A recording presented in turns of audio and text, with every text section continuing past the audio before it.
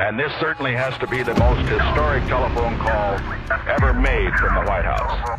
Challenger, only seconds after leaving the launch pad, according to NASA, has exploded. It just has the same seats that a normal car has. It's literally a normal car in space. And we're going back to the moon, back to the future, and this time, back to stay. I should tell you that the first mission is scheduled to land on Mars on July the 4th, 1997. We will undertake extended human missions to the moon as early as 2015. We launched a new spacecraft as part of a re-energized space program that will send American astronauts to Mars. We will not only plant our flag and leave our footprint for an eventual mission to Mars. What you're seeing here is a mirage. It is Photoshop, but it's has to be. 5, 4, 3, 2, 1.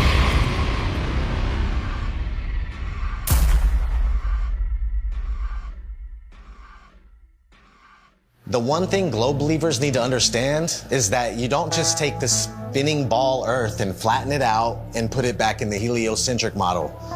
Like it's just the only misfit planet and it's flat and the rest of the planets are round.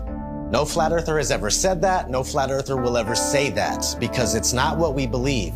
The Earth isn't a pancake floating in outer space, and you will never hear a flat earther say that.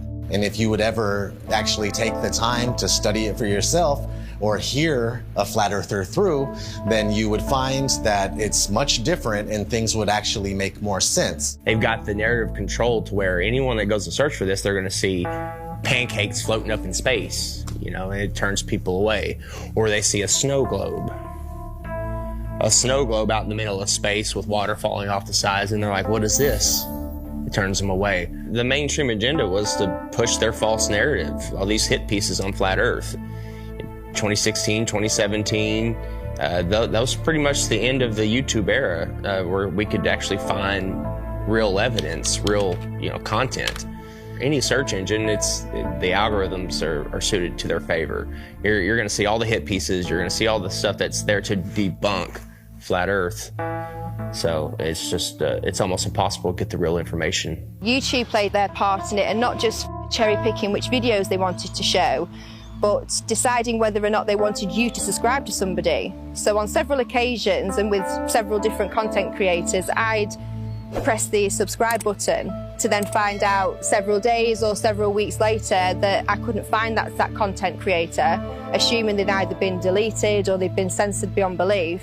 And of course they had been, because my subscription that was previously made was no longer there. And I know that I hadn't unsubscribed to anybody. And then resubscribing, you'd find again that down the line that the same things reoccurred. There's a major campaign by Google and YouTube and all of these corporate lying companies to discredit the flat Earth. Why do they have that disclaimer under every video dealing with the topic of flat Earth, that it is an archaic, antiquated, outdated model that the ancients used to believe in? Of course, the ancients were stupid. They didn't know how to build Gothic cathedrals, and they didn't know how to build cities and pyramids. The problem is, people that think that flat Earth is stupid think flat Earth is stupid because they're thinking of a stupid flat Earth. And they ridicule and make fun of flat earthers. It's absolutely ridiculous. Since 2015, the content providers for Flat Earth have had a living hell. We have been ridiculed, we have been trolled, we have been censored beyond belief by YouTube. It's really difficult to get the truth out there. YouTube controls the algorithm. Who owns YouTube? Google. These are these big corporations that came in and said, the flat Earth is getting way too big. People are finding this out. We don't want them to find this out. This will just completely destroy our agenda that we've worked so hard for. We're losing it because of our own technology that we created. So they had to get involved. Withholding information and knowledge is a form of control. Now, for new people coming into the subject, if you research Flat Earth, the Google analytic will give you government hate propaganda against the Flat Earth truth. If you go to Google and try to find anything Flat Earth related, then the first thing that's going to pop up is the Flat Earth Society. And that is something that has absolutely nothing to do with this movement. In fact, it's a completely made-up organisation in order to deter anybody looking for some sort of truth. so that you'd first of all get to that page, you'd see these ridiculous accusations and this spinning disc illusion that's going upwards in space that I can assure you nobody believes in. If the globe model was as strong as they claim to be, then there wouldn't be so much concern with anybody talking about a stationary Earth model. Now, everything's fine in court until somebody walks in with a load of shit on you. Everything's fine until somebody out there has evidence that's going to prove you guilty. And that's when you start acting suspicious. That's when you start panicking. That's when you start putting damage control out there, which is inevitably what these bots are, what these trolls are on social media, and of course the algorithms. This is just a new lie that was started in the 20s, and even before then they weren't really teaching anything about the world and where we were. It was just common knowledge. One of the main arguments that globe believers come at you with is we've known for 2,000 years. Aristophanes figured it out with his sticks and shadows. Well, Aristophanes may or may not have been a real mathematician. He figured out the shape of the earth. That would have made him the Michael Jordan of mathematicians, but nobody ever mentioned him in a book until the mid-1900s. What's crazy is I've talked to some elderly people, and they've told me that back in their day when they were in school, they didn't even learn about people like Copernicus or Galileo. Everything's up for grabs at this point. People like Christopher Columbus and any other figure in history could be totally false or created just for some sort of agenda. This is everywhere. We found somebody in Croatia. They said they were teaching flat earth through the 1930s. Most people think that this flat earth versus globe earth has been going back and forth for thousands of years. No, it has not. This is a brand new deception. They come up with these stories, these fictional stories, fictional characters, to reinforce that we live on a ball. All of our globe provers, Galileo, Aristophanes, Copernicus, the pictures of them show that they're Masons, but I contend that we don't even know if they're real. All of our history is a lie. I've met people that said that they were taught flat earth in the early 1960s in school. They were taught flat earth and globe earth, and then it kind of just went away. I interviewed Ruth, a 102-year-old woman, back in February of 2020, and she was taught flat earth in public school in Connecticut. Tell me your name. Ruth Heath. Ruth, and how old are you today? 102. 102. So you were born in 1918. 1918. And we were just talking, and I asked you what shape the Earth is, and what did you say? What were you taught in school in elementary school? I was taught in school that the Earth was flat. Where did you go to school? Elementary school? I went to Spruglin School in Hamden, Connecticut. So how does it make you feel to realize that you were right as a kid? It makes me feel better. It does make you feel better, right? Oh, it makes me feel alive. Oh my God, that is so true. My whole life, I believe, what I was taught. That's and then right. when I discovered the flat earth. You feel better about it. Because we are the center of creation. That's right. We are important. That's right. We are here. We are God's children. And when all the problems that are happening in this world today. I'll give you some good news. A lot of the problems that they report on the news aren't even real. That's right. That's right. They're just keeping us in fear. Keeping up. That's right. That's right. That's right. I understand that. I understand. They just say what they want people to know. That we never went to the moon? That was all fake?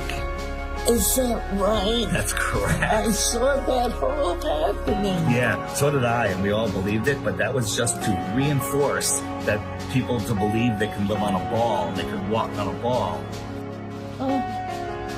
It's such a lie. It's such a lie, but knowing the lie is like going to a magic show. I woke up.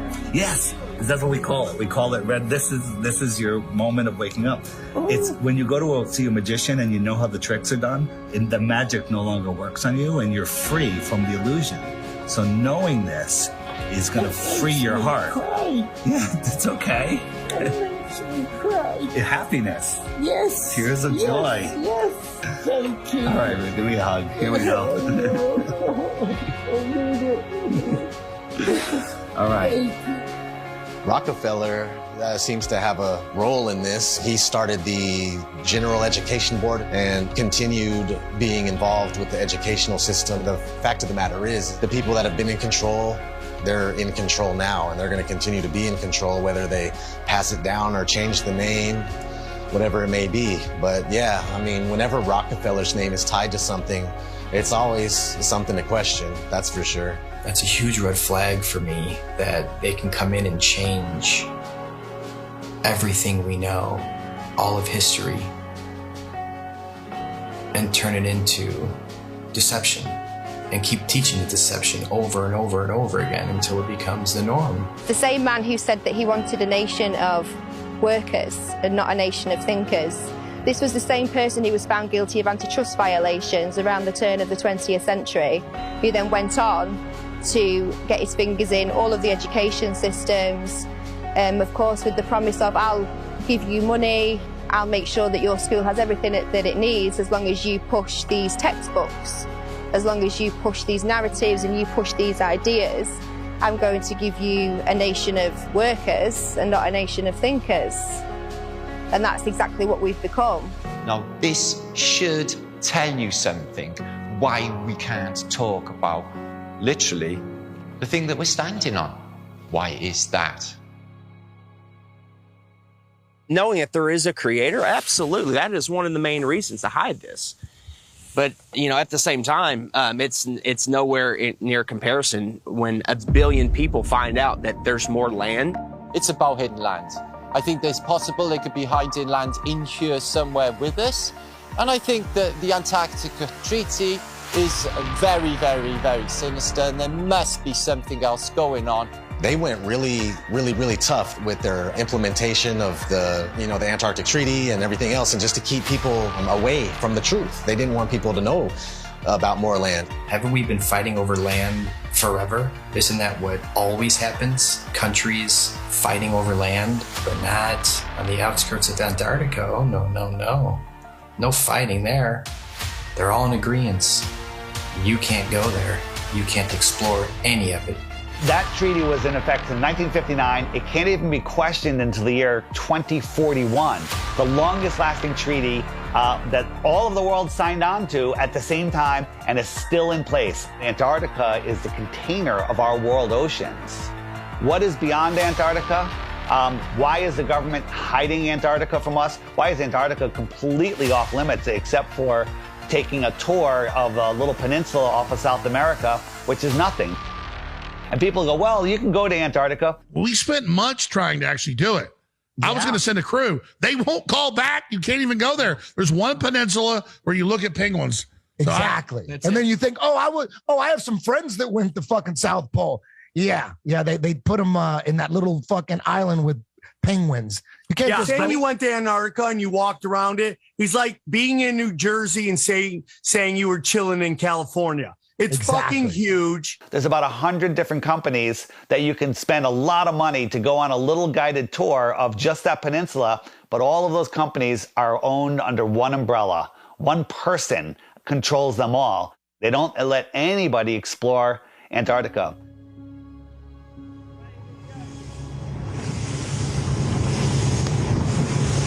Will be a fucking international headline in about 5 minutes. Australian Navy ship shoots it. Facing our way. Bad boys. Shield. Is it? The turret is turning our way. The turret's turning at us. Boy, we should hide Adrian in case they think we're trying to.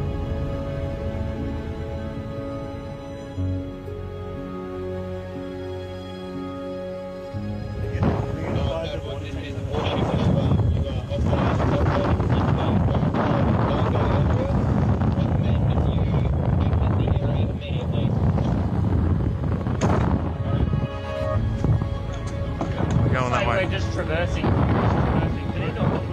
there a helicopter coming at us now? Are we allowed? I don't know where. Just travel. Just go. Just go.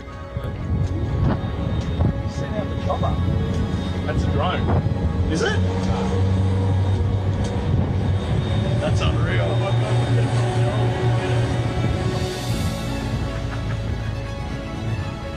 When people say, why the lie? One of the main answers is they're hiding more land. What if we can truly become free. The whole reason for this is because of more land. Because think about it, if there's more real estate, if there's more resources, natural resources, if there's more food for our starving children, if there's more space, more room for us to get away from the child sex trafficking, if there's places where we can go and other civilizations we can be a part of, where they don't charge you for water, they don't charge you for free energy, they don't charge you for property taxes. What if there is more land? Nobody can go explore Antarctica, period. Because if humanity found out there's more land, then the heliocentric theory is gone. They can't start adding more continents on the bottom of a ball. It's just, they wanted it silenced right away. There is evidence out there through old maps, namely the 1,000-year-old Japanese Kawabashi map, which shows continents and lands outwardly of what they call the ice shelf or the ice wall. So why are they teaching the globe model? Well, you see, the globe is a container, and it's a container of all the known land. The Jesuits and the Freemasons, they needed a new model because they wanted a new world order. Because right now on a ball or in a snow globe, there's only 7 continents. That's all there is. So everything is very limited. We have a limited supply. Resources are very scarce because the Earth is a globe, right? It's cut off, everything's cut off. If you open it up and there is more land, then there's plenty of resources. More land means more resources. Well, that's huge if they're hiding something like that. There's a scene in The Truman Show where Truman is like, I want to be an explorer when I get older. I like to be an explorer, like the Great Magellan. Oh, well, you're too late. There's really nothing left to explore. Imagine if there's like all these beautiful places to explore still, and finding out that there's all this land, it just opens up the door for discovery again. Have you ever heard of the eyewitness testimony written in the books, The Iron Republic, The Smoky God, Worlds Beyond the Poles? In the late 1800s, there was a series of articles written in Florida Magazine about a politician that was tired of what was going on here, got a big ship and a crew, was exploring Antarctica, and he found a passageway through, and he popped out into the ocean, was lost for about a month. Finally, they found land with a city, and they pulled up, and it was a very advanced, quite different civilization, and very friendly, and they stayed there, and he writes about all the experiences he had there. In the late 1800s, they were talking about more land beyond Antarctica. Remember, the word extraterrestrial means extra land. They're telling you that there's more land in here that they don't talk about. There could be more land in some of the oceans where it's just all blue on the map. Nobody knows. You're not cruising around on big ships or flying over it on planes and looking, you know, nobody's out there charting anything. Have you heard of such a thing as no-fly zones? For instance, you can't fly in certain areas near the Arctic Circle or the Antarctic Circle. The reasons being is because there are lands there that we're not supposed to know about. They don't want those lands to be discovered. All these corrupt systems that are stealing money from us, kidnapping our children, just doing horrible things. They rely upon the cattle staying on the ranch, the slaves on the plantation. That's why Flat Earth is the most important knowledge we can obtain, is because there is more land. Don't look at us and say, go prove it. They won't allow us to go prove it. We're not the lazy ones here. We're being restricted from going to prove this to you. So because of that, of course we're going to speculate. It's a red flag. If that's not a red flag to you, I don't know what is. They won't allow us to go. Allow us to go. If we go and there's nothing there, I'll admit I'm wrong. But all signs point to that they're hiding more land. You have to have permission to do everything. You have to have permission to marry the love of your life. You have to have permission to travel down the road. When we have the inalienable right to travel from point A to point B, you people think you're free? You're not free. You're free-range chickens. That's what you are. You're free-range chickens held in an area. You're not allowed to go past it. If not, you go to jail or you get shot. Stay on the plantation, do what you're supposed to do, pay your taxes, and shut up. Right? Well, if there is more land, and I sincerely believe that there is, then that's the perfect reason to lie to everybody. And it's not just about hiding a place for more resources and where else we can go and dig for gas and gold. It's not about that. They're hiding freedom. They know that as soon as we all find out that there's another place to go without dictatorship, that we'd be gone.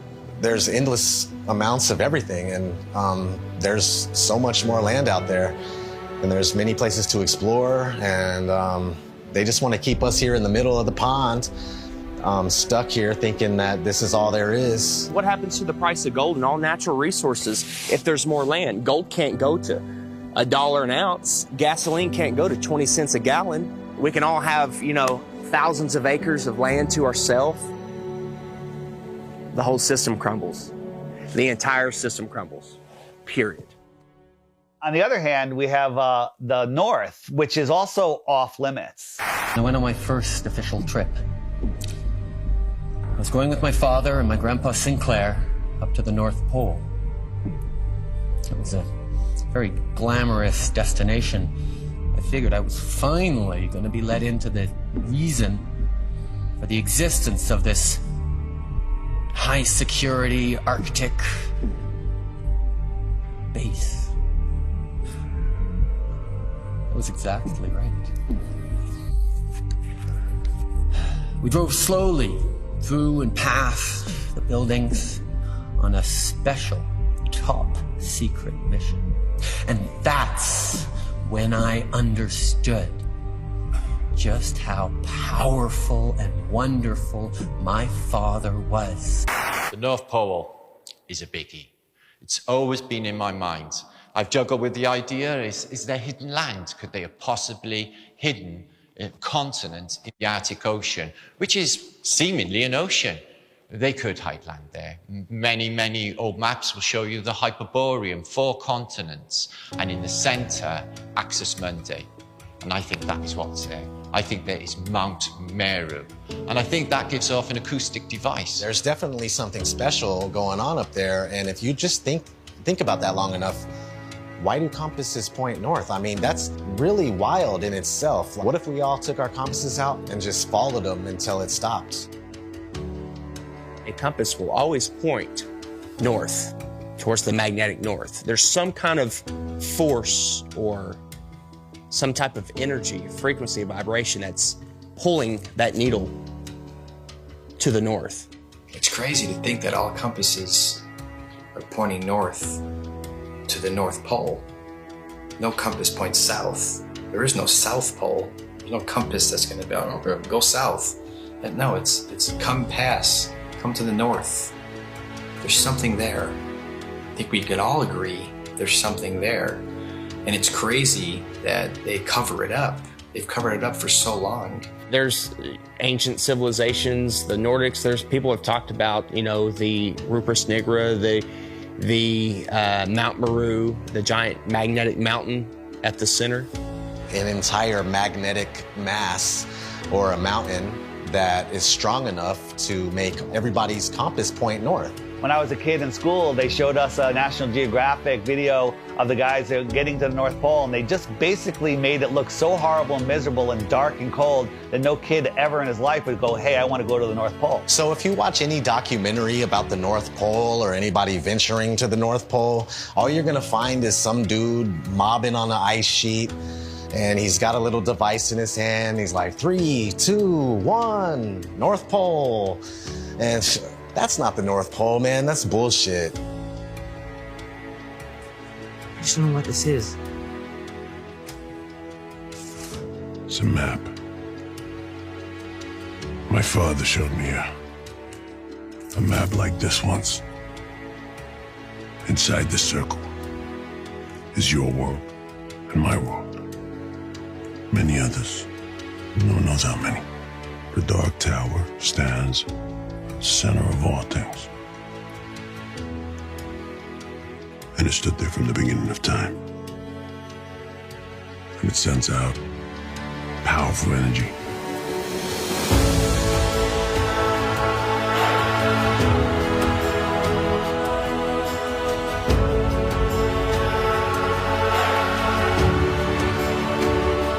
I think that there's possibly a North Pole part of the electromagnetic torus, which gives off a green light, which you see as the Northern Lights. The North Pole is the center of the Earth. It is a hyperbola. Because we live in a toroidal field solar system, there must be a plane of inertia intersecting it in the middle, and there must be a hyperbola, hourglass, in the middle. In the Srimad Bhagavatam, Canto 5, it calls this Mount Meru. And why are we not allowed to go anywhere near there? Well, simply because you cannot go there. It is a magnetic toroidal hyperbola. Therefore, there is no way that you can fly anywhere near the North Pole in the center of the Earth. Admiral Richard Byrd said he found more land, in the north as well as the south. There's a book called The Smoky God of a father and son that ended up finding more land in a race of giants with technology beyond your wildest imagination. Cartographers have charted, maps with land in the center, where all compasses point. There's just a lot of evidence pointing to more land. So yeah, 100%, I would put my life on it that there's more land at the north. It's just as heavily guarded as the south. Can't be like, go check the north and yeah, let me go check. I'll take some pictures and videos and come back. You're not even gonna get that close. You're gonna be turned around, the same as the south. All the way up until the 1600s, they had 4 land masses around the North Pole region.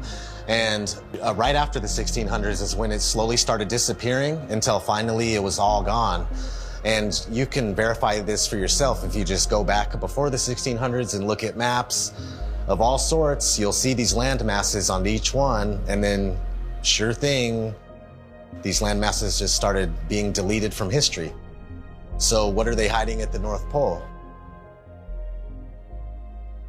If we sit back and observe all of this evidence, this eyewitness testimony, the verdict would come back guilty.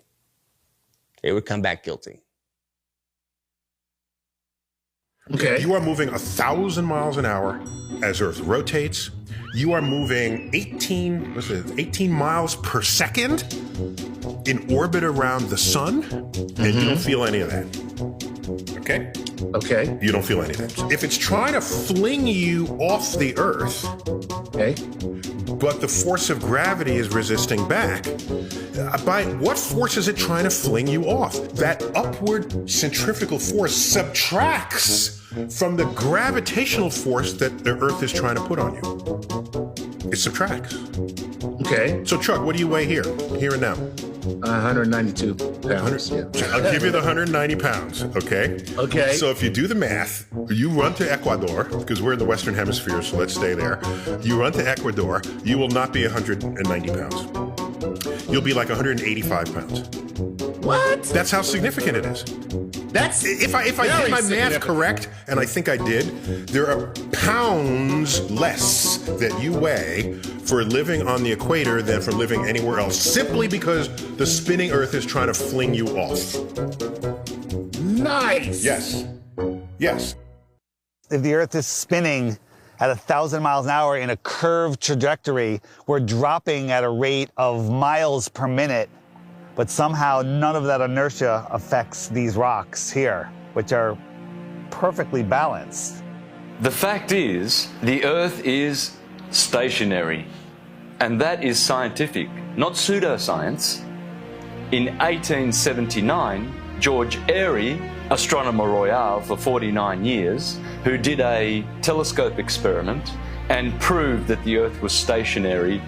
Then we have Parallax, also known as Rowbotham, who carried out an experiment in the late 1800s on the Bedford Levels experiment, where he went at a distance of 6 miles, which should have showed up some sort of curvature of around 16 foot. No curvature. was seen at all.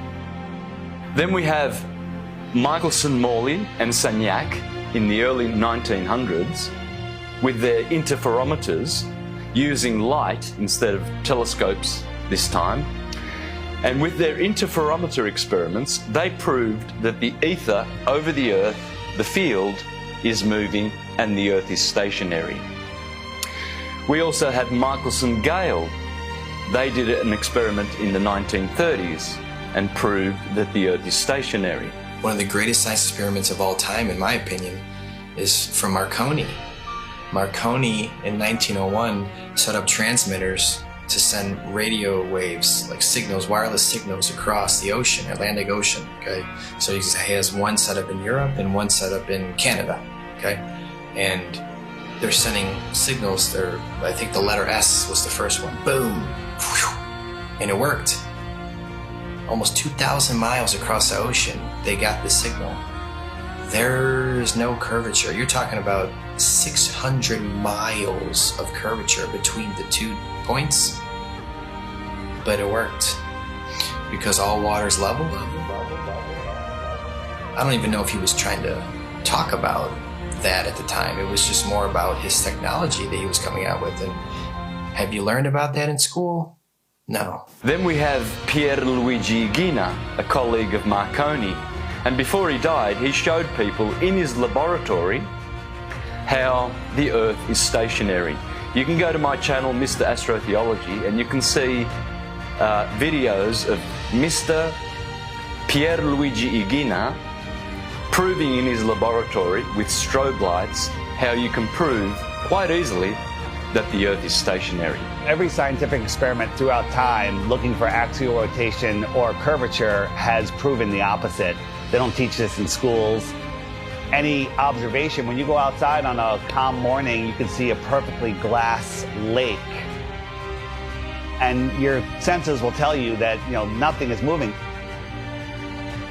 We, stationary Earthers, we have science, real science, on our side, and the Globies have pseudoscience. In fact, all they have is Einstein saying, I have come to believe that no optical experiment can prove that the Earth is moving. And yet, the Earth is moving. Science! Yeah, Albert Einstein. I always recommend people go watch Albert Einstein in his interviews. He's reading cue cards. He's reading notes that someone handed him, kind of like people on TV nowadays. There is no optical experiment ever been conducted that can prove that the Earth is moving. The Earth is spinning at 1,040 miles an hour. You can't feel it. You can't measure it. You can't observe it. You can't repeat it. But trust us, there's not one experiment that shows the Earth is spinning or moving whatsoever. There is, however, an experiment that was proven in Behind the Curve. Bob Nodell was talking about the ring laser gyro, showing that there is apparent 15 degrees drift throughout most of the day. When we turned on that gyroscope, we found that we were picking up a drift, a 15 degree per hour drift.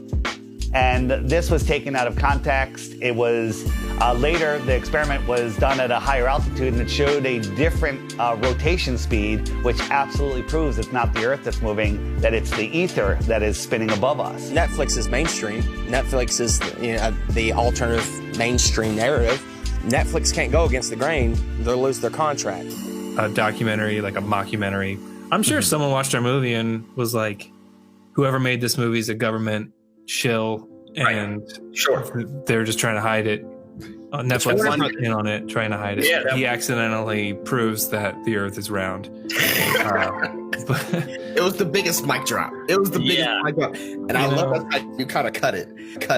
The thing is, we have technology that is outrunning their lies. Now we have time lapse. Ooh, imagine that. We have time lapse where we can point at the sky, and year after year, day after day, hour after hour, the sky's spinning.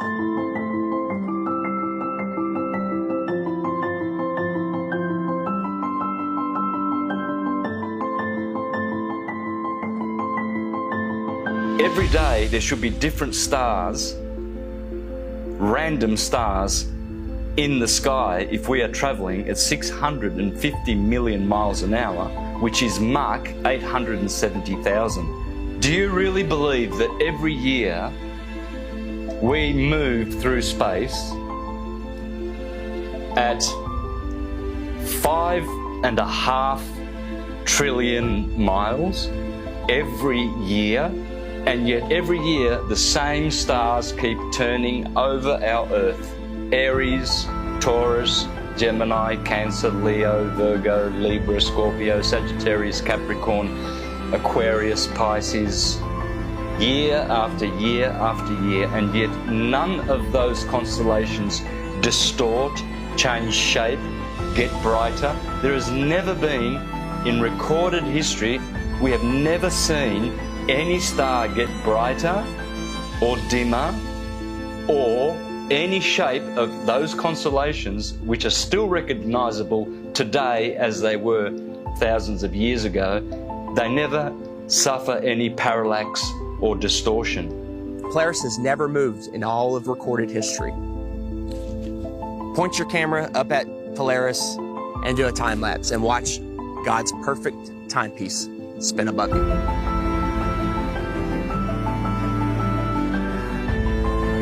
And we move 5,694,000,000 miles through space every year.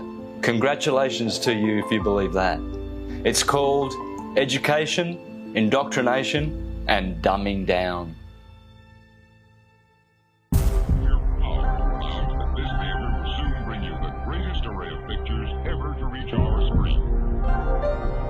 If you look back in history, you got Universal, their company. They started off with a logo with a globe in it, but it wasn't until like the 1920s that they actually had the motion one where it was a spinning globe. And they actually had an airplane in the early ones, like leaving a chemtrail that said Universal, which is kind of funny. Nobody has been high enough to even see what it looked like. They were definitely trying to instill the image of a globe in people's heads because obviously early on in the movie industry, they were one of the most popular companies to make movies, so people were going to the theater and seeing this globe. So they're showing you a globe before every single movie to program your mind. They were showing this globe before they even went up there to see what it was. I think the first man ever to go up and check is Picard going up there. I mean, that's a story we're not taught in school. From the practical point of view, Professor Picard's experiment is of the highest possible importance. These timelines, these dates, these are facts. We got Auguste Picard coming out in the 1930s in an actual publication by a science journal saying that the Earth looks like a flat disk with an upturned edge. Besides Universal programming you, you had Walt Disney programming you with space documentaries for almost 15 years straight. Some pretty crazy propaganda in the 1950s. There was one called Man in Space. He's talking about taking men to the moon in a rocket. And then if we cruise on, we got Richard E. Byrd. He goes on Longines chronoscope and he's sitting down and he's telling people. Strangely enough, there's left in the world today an area as big as the United States that's never been seen by a human being. Shortly after Richard E. Byrd did that interview, they put the Antarctic Treaty in place. And then 1 year later, NASA is established. Almost 0 hour at Cape Canaveral, and enlarged 16mm pictures show a monkey specially trained and conditioned for voyaging in space. 2 monkeys had been selected for the job. They called them Abel and Baker, A and B, of course.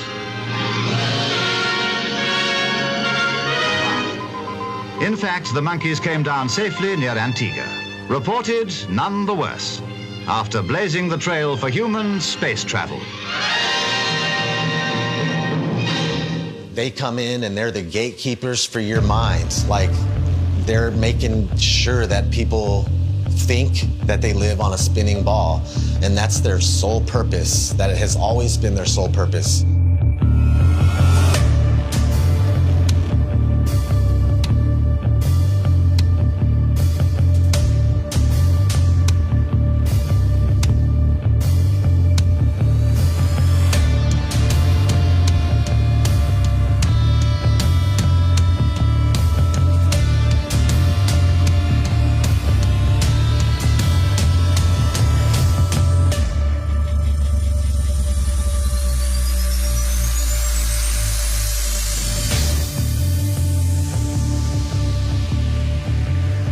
is the magic of engineering. I would wear a mask on my face in a nanosecond, but unfortunately we lost the technology.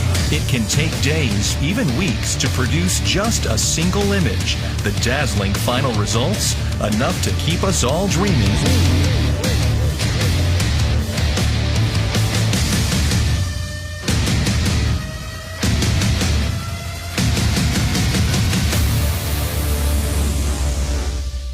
NASA is hiding the frickin' flatness of the Earth. Why? It's okay to say, I have a fisheye lens, right? Because, yeah, fisheye lenses are useful. You know, you get more, in architecture or, realtors use them. But when you're doing it too much and you're not really coming out and saying why, questions build up.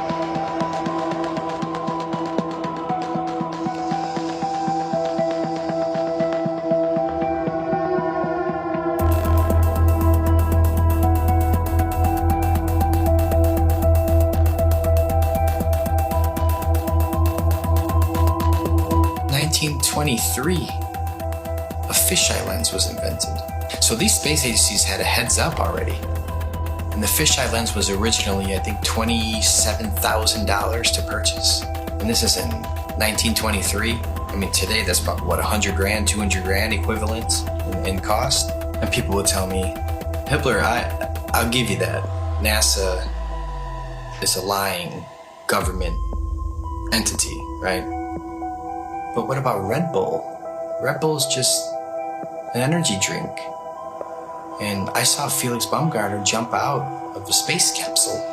Flat Earthers did a great job of debunking that. Of course it's a fisheye lens, it's not even a question. What most people don't know is that Neil deGrasse Tyson, the science priest of modern day, that everybody loves and they listen to him. Oh, he's so smart.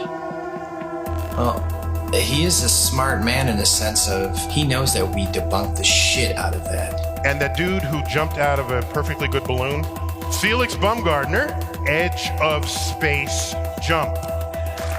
Now, I don't. It's he wants to. I don't have a problem if he does it, but the honesty of it would greatly diminish what I think people thought he was actually doing. And not only that, they made sure to photograph him standing there with a really wide-angle lens, which curves horizontal lines. So in the photo, you see this curvature of Earth's surface, and he's like, wow, he's in space, look at that. No, he's not. At that height, you don't see the curvature of the Earth. You just don't. That stuff is flat.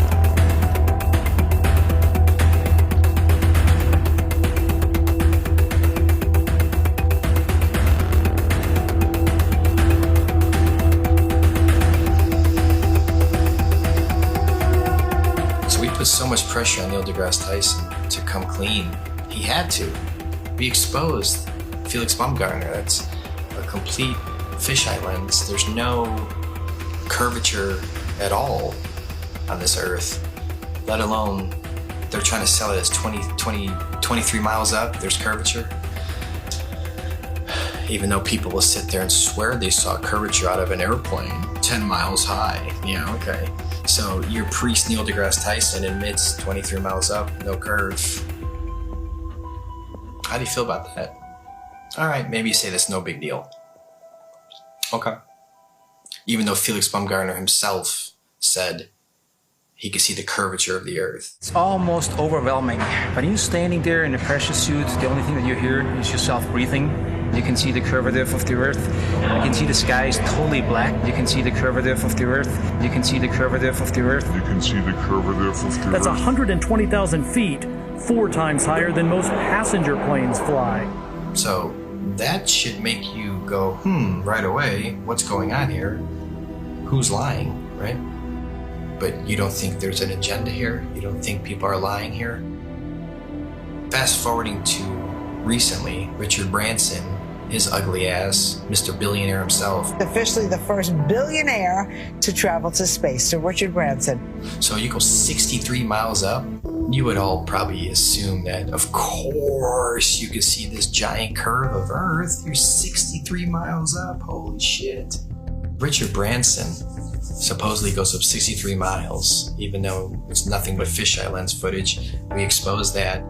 Here comes Neil deGrasse Tyson again, damage control time. Oh, by the way, you didn't ask, but I'm going to tell you. Do you know how high up above the Earth he was? No. So if you take a 63 miles.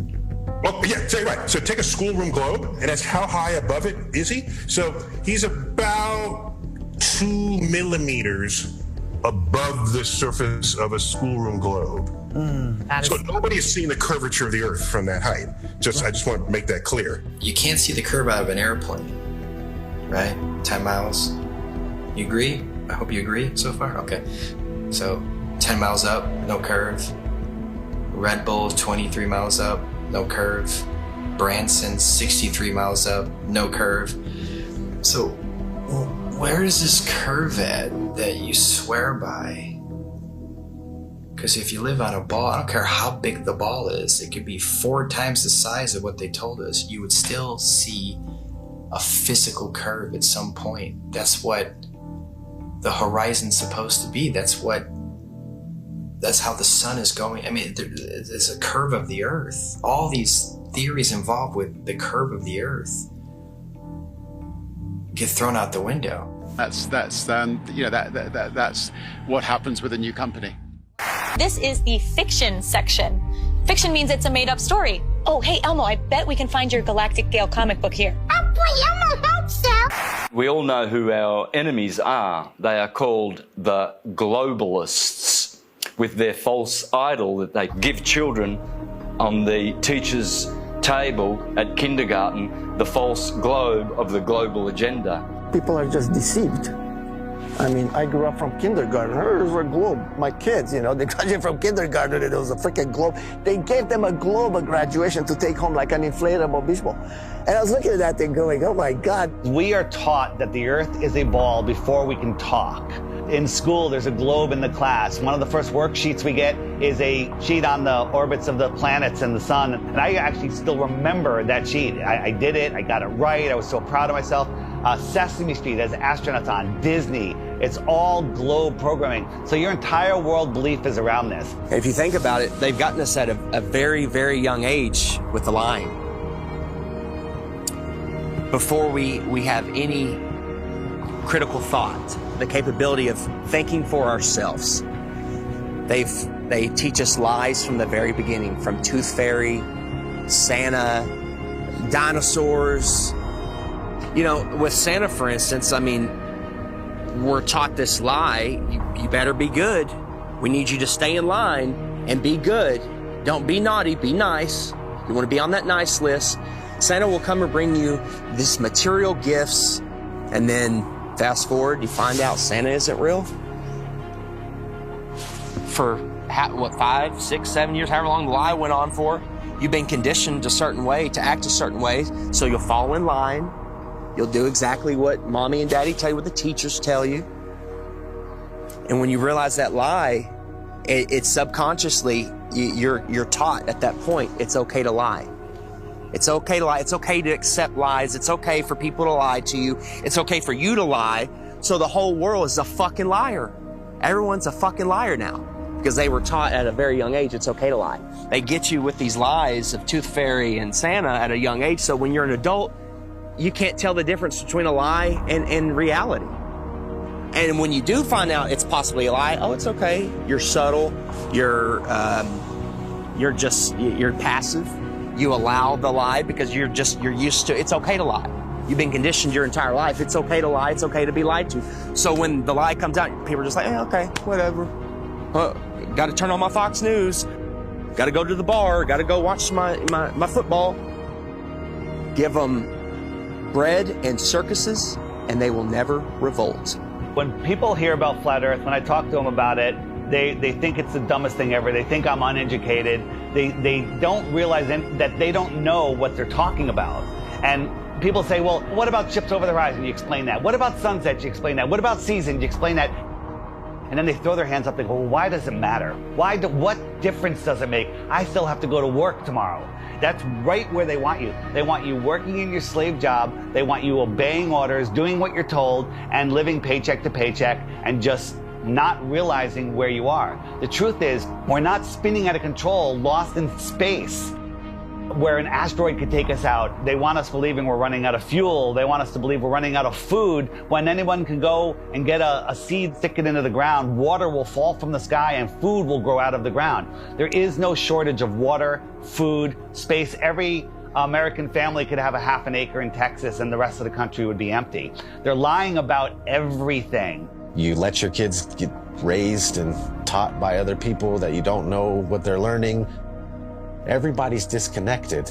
There is no harmony or anything going on with human beings. We're all scattered, disconnected, and pretty much what they're doing with teaching us this whole lie about the Earth being a ball, and you're flying through outer space, and dinosaurs used to roam the Earth, and if these powerful beings can get wiped out by a comet, then what are we gonna do if a comet comes? We're done. So the heliocentric model not only manages to keep us all completely worthless floating amongst the stars in space, but it also keeps us in fear that we're either going to knock into something in the future, or there's going to be something that then bangs into us that causes some sort of horrendous collision and we're all going to die, or maybe, you know, some cartoon satellite has found another planet where there could be like flesh-eating monsters on there, and it's, you know, some sort of crazy shit that they throw down your face and try and say, you know, this is, as well as everything else that you're scared of, keeping your house, keeping your health, keeping your family together, there's also a chance as well that some rock may fall from the sky and kill you tomorrow. Another thing people don't know is that not only in 1920 did Rockefeller change all the textbooks and come up with his own agenda of what they want you to know, but there was a man named George Lemaitre. I felt like, you know, Einstein passed the torch to him or something. They were good friends, apparently, and George Lemaitre was a Catholic priest. Yeah, a Catholic priest. And in 1920, he said, hey, we came from a Big Bang. It's all about 1920 was a crazy year, huh? 1920, they said we came from a Big Bang. We exploded from nothing. Well, how do you prove that? Well, no, you can't, but that's what was stated. So here's this Catholic priest where, in my opinion, they knew that even though non-religious people knew the earth was flat and stationary, they were trying to group, just call flat earthers at that time. They're flat earthers, they're all religious people. So let's bring forward a Catholic priest. Look, he's not a scientist. He's not government, he's a priest. He's Catholic, he's holy. This is brand new. This isn't thousands of years old. This isn't the Big Bang's been around for thousands of years. Heliocentrism has been around for thousands of years. No, they create fictional characters, Galileo, Copernicus. They create characters to support the New World Order, their agenda. The way they change the entire school system and structure of what we know and all the information and knowledge that we obtain. If it's false, then yeah, they got their goal. A nation of workers, not thinkers. No one thinks. What's the circumference of the globe? I have no idea. How fast is it spinning at the equator? Don't know. How fast is it orbiting the sun? Cody? You have glasses on. You should know this. How fast is the sun moving? Man, you're asking some questions I'm not ready to answer. But see, this is the point. You guys laugh at flat Earth, but one, you don't know what flat Earth is, and worse is you don't even know what your own solar system is. They don't know their own model. You can ask them, what's the radius of the Earth? How was it found? What's the speed of the Earth around the sun? How fast is the Earth spinning at the equator? How fast is it chasing the sun? How many miles does it go a year? How far is the sun? They don't know any of these things, but yet they defend this and they ridicule and make fun of flat earthers. All the things that I was patronizing and condescending and going, oh, sloughing off, that's not worthy of me. They rose up to eye level. And I remember saying, boy, the world is flat. I'm looking it in the eye. I see further, I see wider, I see clearer. I settled on near infrared, like some of these cameras can be converted to near infrared, you know? So then I started taking photos, and since I was doing a lot of flying, I started going up, and boom. I was actually amazed to see the incredible flatness that you get from high altitude. Everywhere I looked, there was like clues that the Earth is flat. And I was like, this is blowing my mind. Everywhere I looked, the Earth is flat. And NASA is lying about the curvature. So I said, something is eerily wrong over here, man. When I saw across the Gulf, right off the coast of Texas there in Louisiana, I was flying to Orlando, and I saw all the way out in the distance, and you could even see the rays of light at a different angle. That tripped me out. But if you really go up high, then you realize, oh my God, the Earth is extremely flat. This would be impossible on a globe. There is no 8 inches per mile square. Equation for curvature of 8 inches per mile squared has been debunked over and over again. The flat earthers with their P900s and their P1000 cameras are constantly seeing things way off beyond the supposed curvature of Earth. In fact, many tests have been done with lasers, cameras, filming mountain ranges 300, 400, 500, 600, 700 miles into the horizon, which are visible and shouldn't be visible if we were living on a globe. This is how much distance he covered with his camera, and he could see from here the Rocky Mountains. There you go.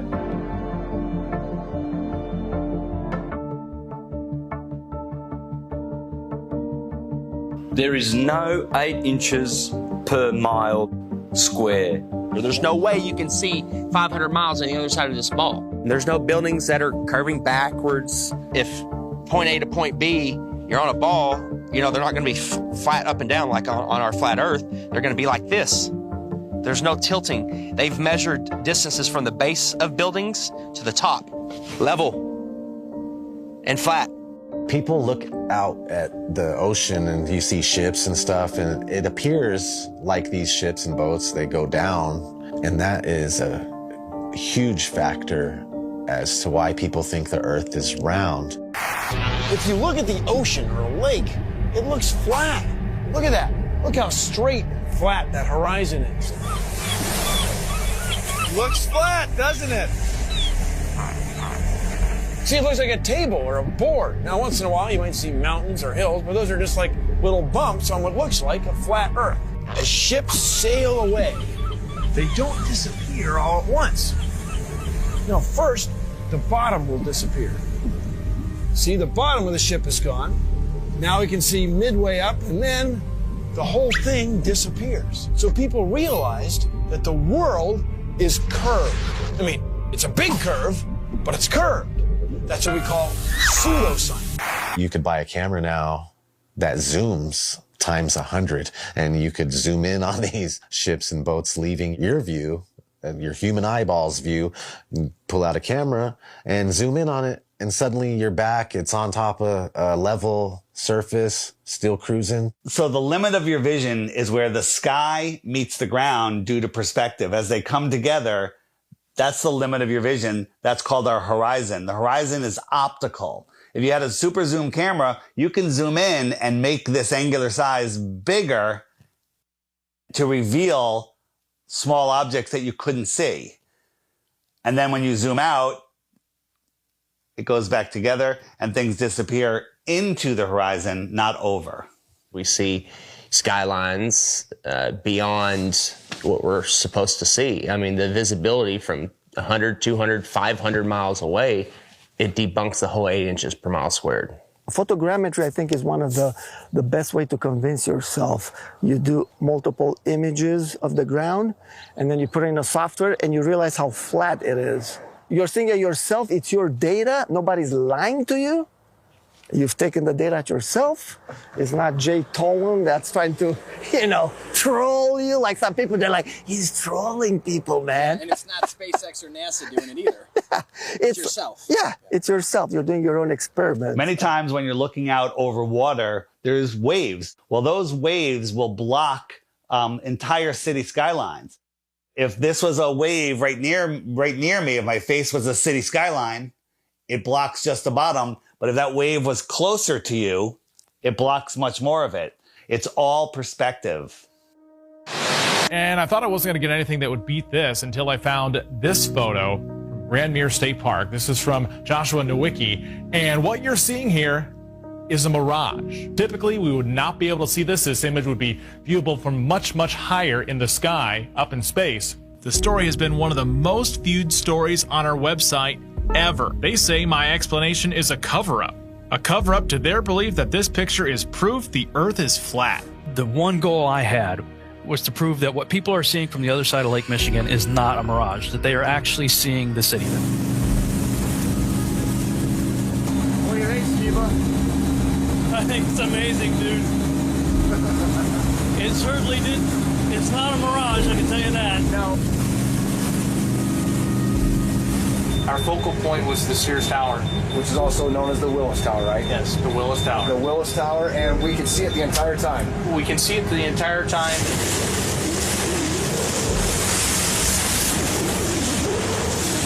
That's not a mirage. That's not a mirage, whatever you're looking at. You see it? Yeah.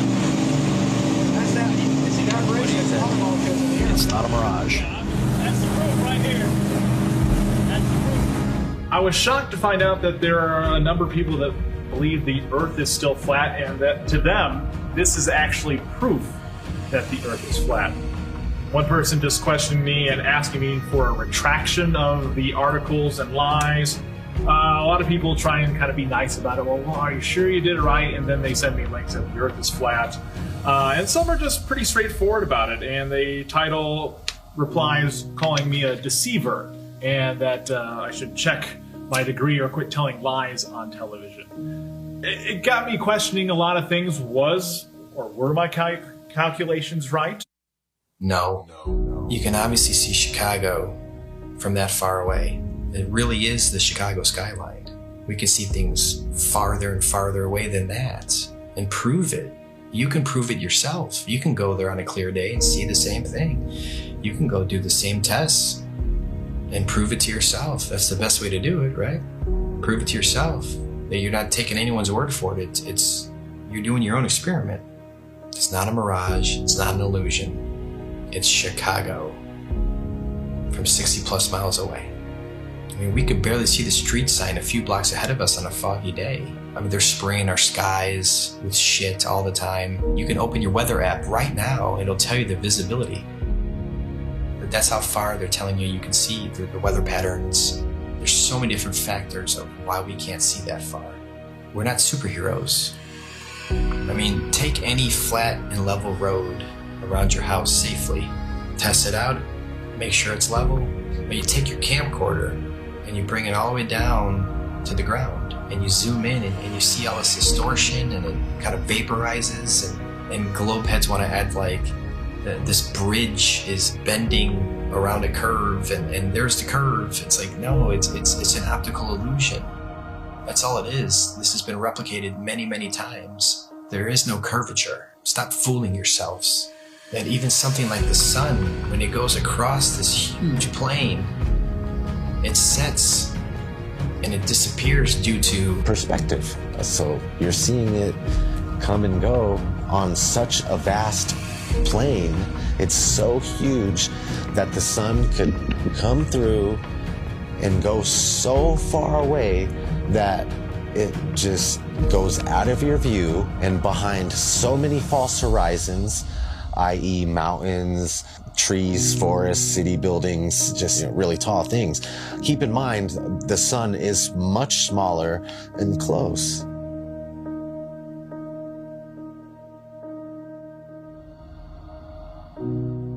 This is an intelligently designed and created place.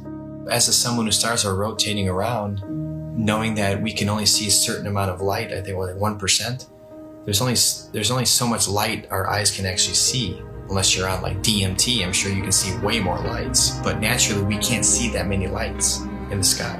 All ancient civilizations spoke about other bodies, other lights in the sky that may or may not be visible to us at any given time. It's crazy though, when you see solar eclipse, you don't see the moon at all. I remember as a kid, I'd like, where's the moon now? And it's like you just see this black circle and then everything goes back to normal, it seems like. It's like, what the heck just happened? On the total eclipse of the sun, the shadow that the moon casts on the earth is only 70 miles wide. That is impossible, but then they come up with umbra and penumbra, and it's just stuff to confuse your mind. We have an infinitely far sun sending diagonal rays from the side and straight rays from the middle where they cross each other. It makes absolutely no sense. I went live a few years ago on YouTube during the 2018 eclipse in the United States. On a live event, and we were all waiting for the moon to actually show up to cause this elliptical, this eclipse, and all we found was no moon showed up.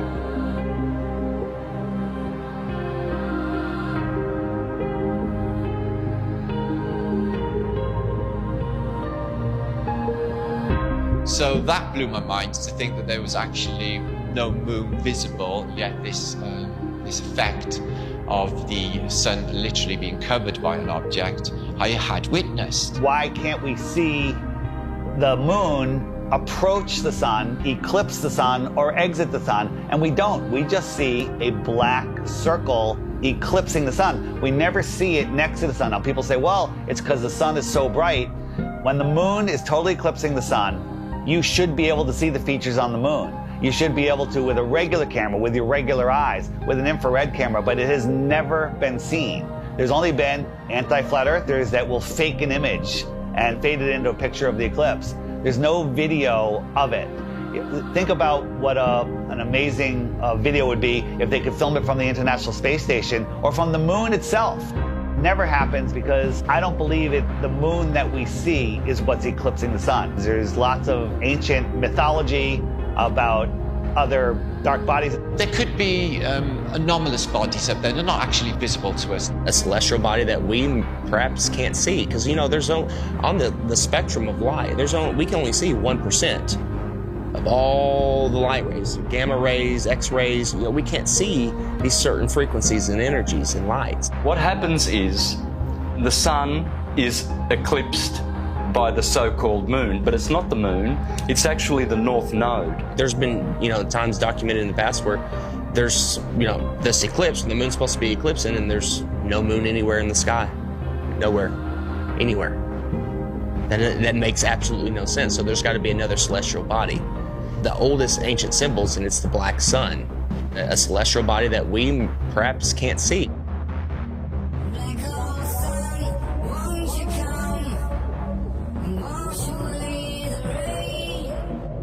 A lot of ancient civilizations always spoke about a black sun. It's like, why are they talking about a black sun for hundreds, if not thousands of years? And that information now is turned into, oh, the black sun is an evil thing. It's like, well, yeah, of course, that's what they're selling it. They're selling it to you as an evil thing to stay away from it. They already don't want you to like the real sun in the sky. They push it so far away. They want you to not care about it. There's a reason it's close to you. There's a reason it's here for us. There might be more suns and moons on the outskirts of Antarctica, on the outer lands. There might be more suns and moons. There might be more suns and moons in our world here, but we just can't see it. And you talk about the seasons itself. Seasons prove the Earth is a stationary plane with a local sun. When the sun is circling over the Earth over here in the Tropic of Cancer, these people here, they have summer. But 6 months later, the sun is over here. It's going around over here. So Australia down here, and South Africa, and South America, now they have summer because the sun is local. It's not 93 million miles away. And the sun and the moon revolving and springing into the centre seasonally and then springing back out again. This makes perfect sense than a spinning ball hanging on an invisible skyhook at a degree of 6.66 of a supposed axis, which tilts the Earth. People need to stop defending a theory that they were taught in kindergarten. So at sunrise, every sunrise should be arctically cold because that is the most severe tilt possible. And to make it worse, in the northern hemisphere, in the heliononsensical model, the sun is 3.5 million miles farther away in our summer. But when the sun shows up on the horizon, I can feel the heat on my face immediately. I can get a suntan in June. But in December, at solar noon, when the sun is at its highest point in the sky, I can look up at the sun and barely feel the heat on my face. And also, it's 3.5 million miles closer. The whole tilt thing doesn't make any sense. And when the sun is on this side, it only illuminates this part of the Earth because it's local. And this part is dark, that will be night. So it's quite easy to understand day and night and the seasons and explain them on the flat Earth than it is with the globe model. The sun, moon, and stars are rotating around our heads like a perfect clock, and it goes out of your view as taking the light with it. This is an intelligently designed and created place. The sun does move about 15 degrees per hour through the sky, but when it gets close to the horizon, it kind of stops and it stays there and it moves at a different speed. I filmed this several times with my drone. No humidity and not over water. And it'll just stop and sit there, and then it kind of just fades away as it goes into the distance. But at the same time, because of perspective, I have friends that were down at the beach that saw the sun set 10 minutes earlier from the bottom up. And that's simply because they're looking across a span of water that has a hill with trees, a tree line on it, which is hundreds of feet over their heads. But from their point of view, it's at eye level. And as the sun moves away, it just gets eclipsed by the tree line, which they think is eye level, but it's high up in the sky. Water. It's always flat, always level. So starting at the northernmost point, as far as I can get, of Lake Michigan, and then traveling south, you can see that red line here, that the body of Lake Michigan is 574 feet above sea level, and it's level. There's no change in elevation, there's no curve. This cross-section shows what an undisturbed body of water looks like, and that's level. We know that to be true. There's three properties of liquids. They have mass, they take up space, and they always take the shape of their container. The physics of water is to find and maintain level. So if it's in a cup, to this lake behind me, to the seas, to the oceans, that's why I call it sea level, because it's flat and level. No matter who tries to sell you the idea that water's curving over a ball, it's just not happening. That's the #1 proof right there, just water alone. Water alone proves that the Earth is flat, because water always finds and maintains level, period. Water does not curve. In its temporary state, it's finding its level. Once it hits the ground and finds its level, it remains level. I never even thought of the idea of water maintaining its level, and that alone just like mind-blowing. Like, absolutely, water has to maintain its level. Like, it's always, if it's calm and there's nothing going on, you know, you look at a lake, it's just chilling, flat. It has to be. It can't curve. There's nothing you can say or do to ever show water bending or curving. Water needs to be contained. No matter what you do, it's going to remain level. The flat Earth proves beyond a shadow of a doubt the existence of intelligent design, a creator, and we are all important in the center of the universe. Yes, it is absolutely imperative that we know that there is a creator, that the sun, moon, and stars revolve around us, that we have a purpose. We are at the center of the universe. I didn't become a millionaire until I realized I was at the center of the universe. Now I have a purpose. Once you understand that you are at the center of creation, everything changes. And basically, we're unplugging from the matrix. We're unplugging from the heliocentric system. And when you do that, the rulers of this world, you unplug from them. You stop feeding them what they need. They want your fear energy. They want your labor. They want everything from you. And people unknowingly just keep giving it to them. I don't want my children to be lied to. And I don't want my grandchildren to be lied to either. So if this is going to stop, it starts with you and I. You know, they inherit all this stuff. You go to school and they teach you.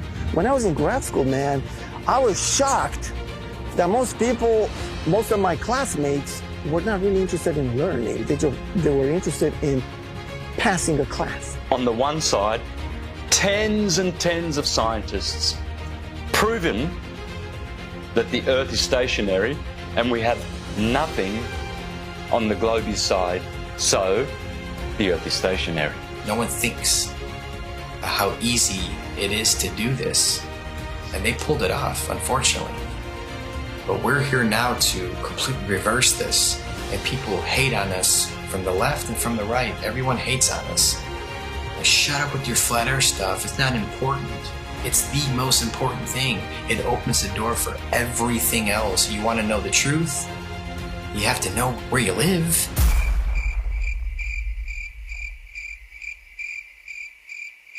This whole agenda is to keep people disconnected from our creator. You know, they want to just cut all our ties spiritually, and that's one reason why they calcify our pineal gland. They don't care about our health. You know this by look at your water supply.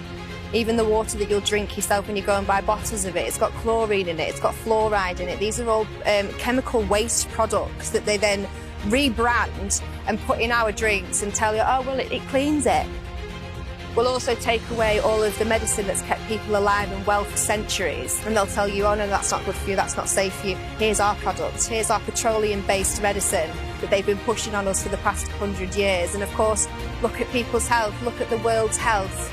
Are we a healthy nation? Is any nation a healthy nation? No.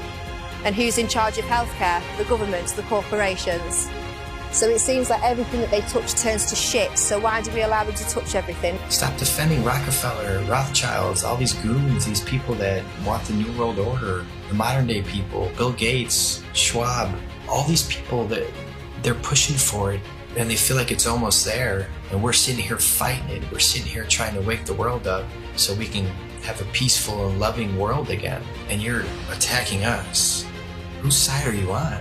We're trying to take these evil entities down that suppress our knowledge. We're trying to give knowledge back to the world so we can become powerful again.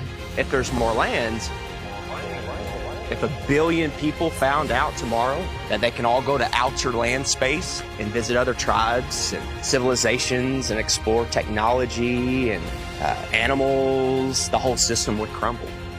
And I know there's a lot of people out there, celebrities, people with big shows, big names, with big followings that know the truth of this world, and you're keeping quiet just to protect your little empire. Well, now it's time to say something because the empire is falling.